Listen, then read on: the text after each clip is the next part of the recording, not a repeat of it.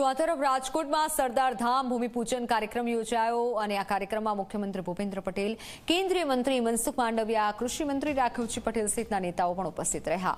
આ સમયે રાજ્યસભાના સાંસદ ગોવિંદ ધોળકિયાએ પાટીદારોને એક થવા માટે અપીલ કરી। મંત્રીશ્રીને સરદાર ધામ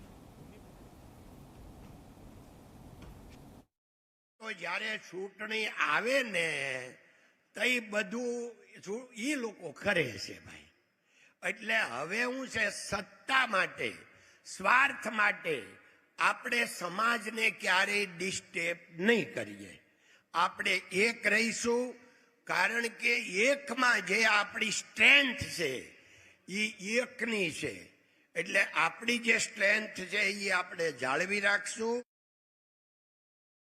આપ જોશો તો દીકરા દીકરીઓની લેતી દેતી પહેલેથી થતી હતી। લેવા પટેલ કરવા પટેલ સમાજ પાર્ટનર બનતા હતા, પણ ક્યાંક બે સમાજના આગેવાનો ક્યાંક ઇલેક્શનમાં ઊભા હોય એટલે થોડું ઘણું એ પોલિટિક્સમાં એ થતું હતું। બાકી અત્યારે અને પહેલાં હું એવું માનું છું કે બાકી સમાજ વચ્ચે કાંઈ નહોતું, પણ ક્યાંક ચૂંટણી લડાતી હોય તો નાના મોટું ત્યાં પટેલોના મત, હું તમને કહી દઉં કે હું ગજેરા છું, તો અમે રણછોડનગરમાં હું ચૂંટણી લડ્યો તો લુણાગરીય પરિવારને મારા સામે ઉભો રહ્યો તો લેવા પટેલ મેં પરિવાર સામે સામે આવી જાય। એટલે એ પોલિટિક્સનો વિષય છે, પણ સમાજની જ્યારે વાત કરે ત્યારે સરદાર ધામમાં સમસ્ત